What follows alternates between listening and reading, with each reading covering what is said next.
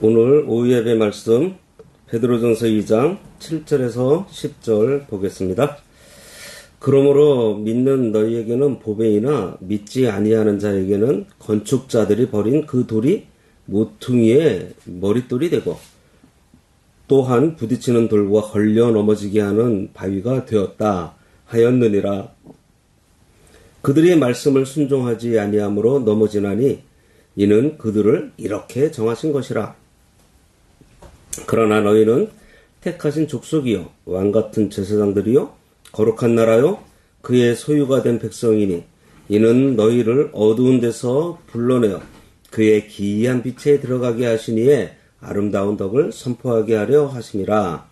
너희가 전에는 백성이 아니더니 이제는 하나님의 백성이요 전에는 긍휼을 얻지 못하였더니 이제는 긍휼을 얻은 자니라. 오늘 말씀의 제목은 신자와 불신자를 구별하는 하나님의 방법입니다. 오늘 10절까지 읽었는데요. 지난주에 말씀드린 대로 11절과 12절 말씀이 결국 베드로가 하려는 말씀이라고 했습니다. 믿음의 싸움을 하라는 말씀이에요. 박해받고 있는 성도들에게 실망하지 말고 위축되지 말고 싸우라고 하는 전투 명령을 지금 하고 있는 것입니다. 그런데 11절 말씀을 하기 위해서 베드로가 4절부터 10절까지 말씀을 하고 나서 11절 말씀으로 들어간다는 거예요. 그러면 4절부터 10절까지 나오는 말씀이 무슨 말씀인가? 우리가 지난주에 살펴본 대로요. 예수님의 정체성에서부터 출발했습니다. 예수님의 정체성을 말씀하는 이유는 다른 것이 아니라 예수님의 정체성이 우리의 정체성을 규정하고 있기 때문이에요. 내가 누구냐라고 하는 것을 우리가 알기 위해서는 예수님이 누구이신지를 아는 것, 그거하고 바로 연결되기 때문입니다.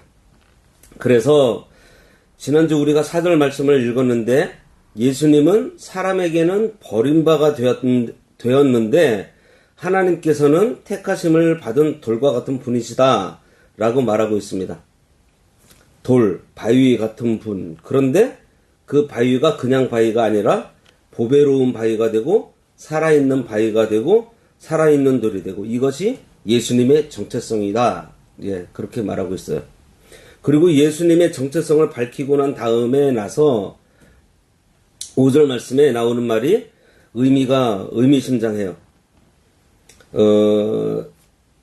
5절에 너희도라는 말씀이 나온 거예요. 여기서 너희도, 그러니까 너희도 산돌과 같이 신령한 집으로 세워지고 있는 것이라고 하면서 우리도 예수님과 함께 세워지고 있다는 것을 알려주면서 예수님의 정체성과 우리의 정체성이 같이 가고 있다는 것을 밝히고 있습니다. 이렇게 우리의 정체성은 예수님의 정체성과 연결되어 있는 것으로 설명하고 있어요. 우리의 정체성에 대해서 말씀을 하다가 오늘 본문은 우리의 정체성이 예수님과 연결되어 있다고 한다면 우리가 이 세상에서 겁낼 것이 없다는 것입니다. 그래서 우리가 믿음의 싸움을 잘 싸울 수 있다 이렇게 말씀을 하고 있는데 예수님의 정체성을 얘기하고 우리의 정체성을 얘기한 다음에 예수님을 향한 이 세상의 반응이 나와요. 이 세상이 어떻게 반응을 했는가 하면 그 반응을 보기 전에 이 세상이 예수님께 나타낸 반응을 우리도 당연히 받게 된다는 사실. 예. 왜냐하면 예수님과 똑같은 정체성을 우리들이 가지고 있기 때문이에요. 한번 볼게요. 10절에 그러므로 믿는 너희에게는 보배이나 세상 사람들에게는 믿지 않는 사람들이죠. 사람들에게는 버린 돌과 같이 되어. 예. 건축자의 버린 돌과 같이 되었던 예수님. 이것이 뭔가 하니 예수님에 대한 반응이 두 가지로 지금 나눠지고 있어요. 건축자의 버린 돌이 모퉁이의 머릿돌이 되고 또한 부딪히는 돌과 넘어지게 하는 바위가 되었다. 이 말씀은요. 이사야 28장 말씀을 인용한 것인데요. 이사야 28장 16절 말씀을 인용하고 있는데 무슨 얘기를 하려는가 하면 이 일이 하나님께서 오래전부터 계획하신 것이고 준비하신 일이라는 거예요. 이사야 28장 16절에 보면 보라 내가 산돌을 시온에 두어 기초를 삼았노니 곧 시험한 돌이요 귀하고 견고한 기초돌이라 그것을 믿는 이는 다급하게 되지 아니하리로다. 이렇게 말씀하고 있습니다. 근데 문제는 사람들이 하나님께서 성전의 기초로 삼은 이 모퉁이 돌을 환영하지 않는 것이 문제예요. 이 모퉁이 돌을 믿는 자에게는 보배가 되지만 믿지 않는 자에게는 이 모퉁이 돌은 버려지는 물건이라는 것입니다.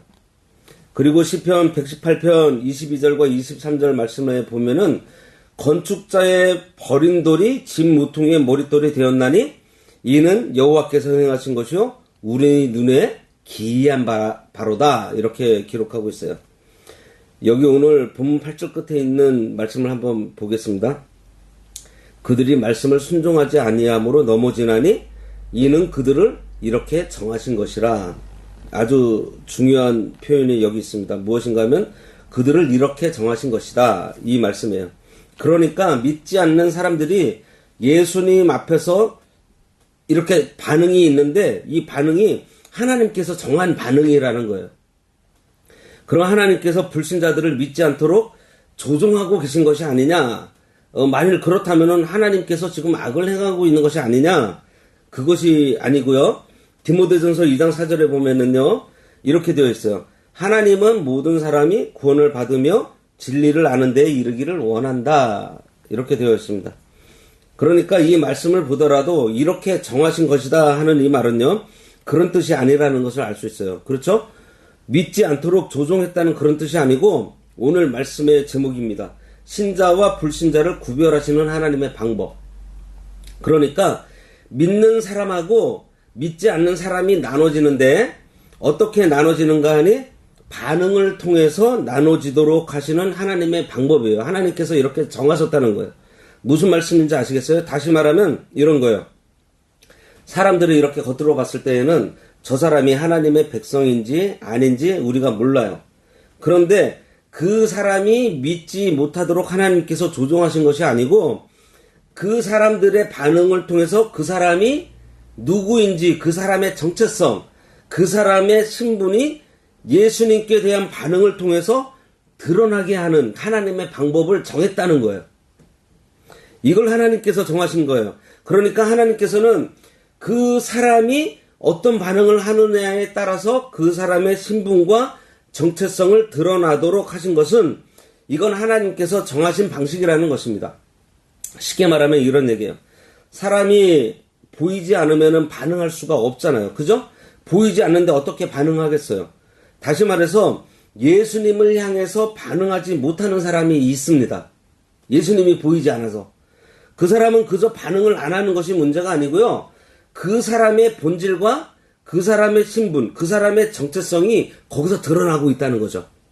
그러니까 결국은 사람들이 볼 때 반응을 못하는 사람을 보면서 왜 반응을 못하냐? 이렇게 몰아세울 필요가 없다는 거예요. 이 사람이 지금 반응을 하지 못할 정도로 하나님과 아무 상관없는 그런 정체성을 가지고 있는 사람이구나. 예, 이 사람은 하나님의 백성이 아니구나. 그거를 사람의 반응을 통해서 반증한다는 것입니다. 하나님께서 이 방식을 정하셨다는 거예요. 하나님께서는 사람들의 반응을 통해서 그 사람의 신분이 나눠지는 것이 드러나게 하신 것이 하나님께서 정하신 방식이라는 것입니다. 하나님께서 오랜 시간을 통해서 이 구원 역사를 준비하시고 이루어 가실 때 사람들의 반응이 각각 달랐어요. 그런데 다른 반응을 보면서 우리가 무슨 생각을 해야 하는가 하니 하나님께서 결국 이런 방식으로 우리에게 가르쳐 주시는구나. 반응하지 못하는 사람은 그저 반응을 못하는 것을 보여주는 것이 아니고 그 사람의 본질적인 신분을 지금 나타내주고 있는 것이구나. 그 생각을 하라는 거예요. 이 사실이 중요한 이유가요. 사람들이 예수님을 향해서 하는 반응하고 오늘날 사람들이 성도들에게, 그러니까 성도들이 세상에서 받는 대접, 다시 말해서 핍박 같은 것이기 때문입니다. 지금 베드로전서의 말씀을 받고 있는 핍박받는 사람들이 세상에서는 환영받지 못하고 있다는 거예요. 예수님처럼. 그렇게 환영받지 못하는 것을 보면서 이 핍박받는 하나님의 백성들이 무슨 생각을 해야 하는가 하니, 저 사람들이 우리를 핍박하며 부정으로 반응하고 있는 것이 하나님과 전혀 상관없는 자신의 신분을 드러내고 있다는 것을 생각하라는 거예요. 이건 결국 뭘 말하는가 하면, 그 사람의 신분을 드러내는 동시에요, 핍박을 받는 우리의 신분도 드러나고 있다는 것입니다. 그렇죠. 세상 사람은 하나님 앞에서 영적인 소경이고 하나님의 백성이 아니라는 것을 드러내는 동시에 반대로 우리는 하나님의 백성이라는 신분인 것을 드러내는 것이 하나님께서 정하신 방법이라는 거예요. 그러니까 세상이 예수님을 미워하고 세상이 하나님 백성인 우리를 미워할 때 무엇을 드러내는가 하니, 우리의 영광을 드러낸다는 것입니다. 하나님 백성의 영광, 하나님 백성의 영원한 신분, 우리의 정체성. 찬송 중에 이런 찬송 있잖아요.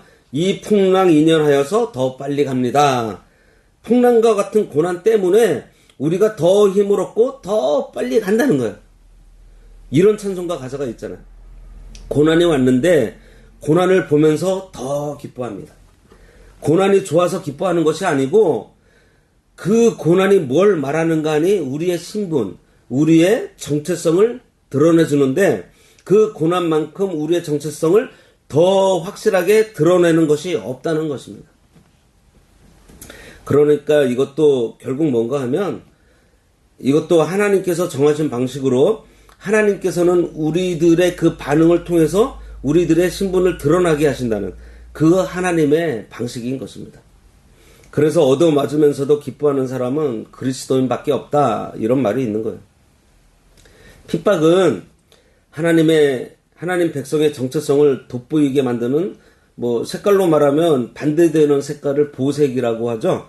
그러니까 핍박이나 고난은요, 우리의 정체성을 더 확실하게 드러내는 역할을 할 뿐이지 그 이상도 아니라는 거예요. 별게 아니에요.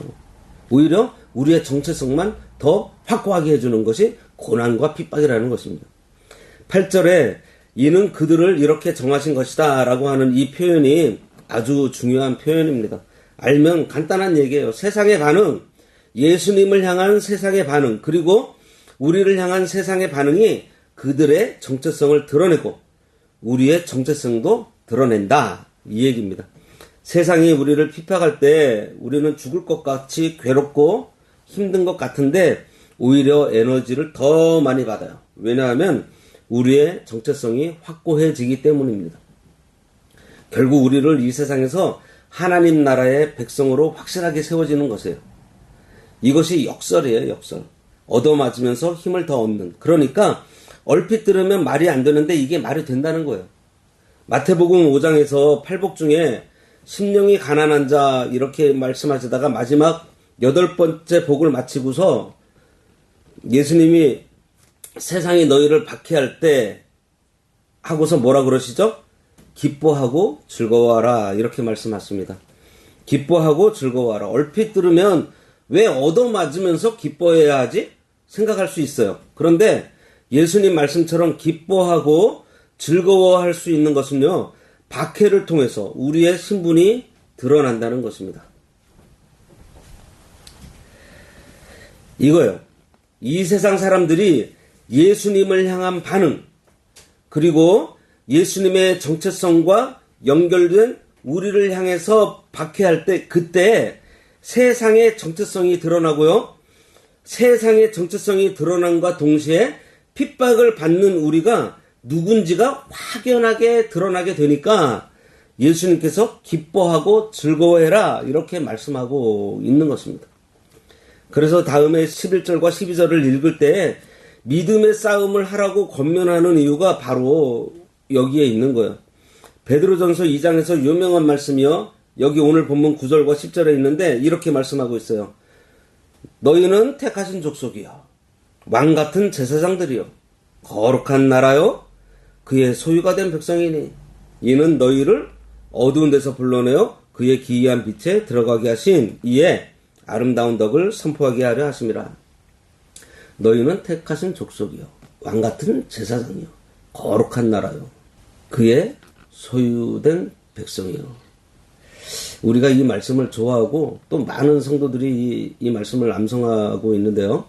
이 9절과 10절 말씀을 오늘 우리가 앞에 있는 말씀에 비추어서 다시 한번 자세하게 들여다보면 택하신 족속, 왕같은 제사장, 거룩한 나라, 소유된 백성은 이 세상이 우리를 박해함으로 해서 드러나게 되는 우리의 정체성이라는 것을 알 수가 있어요. 우리가 택하신 족속이고 왕같은 제사장이고 거룩한 나라이고 소유된 백성이라는 이 말씀은요. 우리가 택하신 족속인지 왕같은 제사장이라는 것을 어떻게 아는가 하니 세상이 우리를 핍박하는 그 반응 때문에 이게 드러나서 알게 된다는 거예요. 그러니까 9절하고 10절 말씀만 딱 떼놓고 이해를 하면 안 돼요. 우리가 이 말씀을 암송하는 것은 좋지만 9절과 10절 이 말씀 앞에 있는 오늘 우리가 읽은 말씀의 배경을 가지고 있다는 것을 기억하고서 암송을 해야 돼요. 그리고 하나님 앞에 영광스러운 신분, 영광스러운 정체성을 가지고 있다는 사실을 기억해야 합니다. 9절과 10절의 그 영광스러운 정체성은 세상이 우리를 향해서 가지는 그 냉담한 반응, 그 싸늘한 반응들, 박해를 통해서 드러난다고 하는 말씀이에요. 그러니 오늘 우리가 하루를 살면서도요, 사람들의 반응 때문에 갈팡질팡하거나 마음 쓰지 말아야 하겠습니다.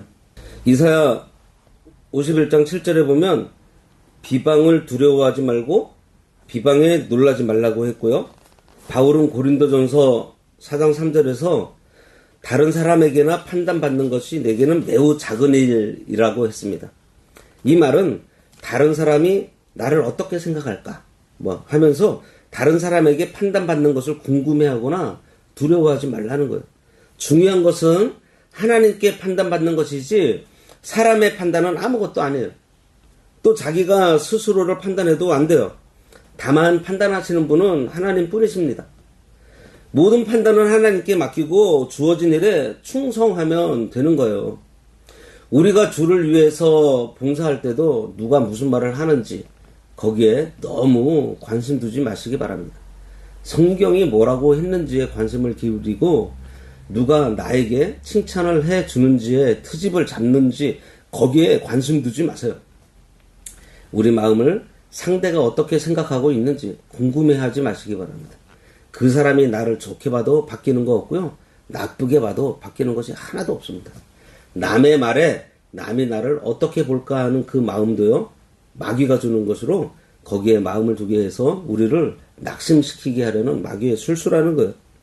그리고 오늘 본문은요. 세상이 나를 향해서 하는 그 반응이 우리의 신분을 오히려 확실하게 드러내는 역할을 하고 있다는 것입니다. 무슨 말씀인지 아시겠죠?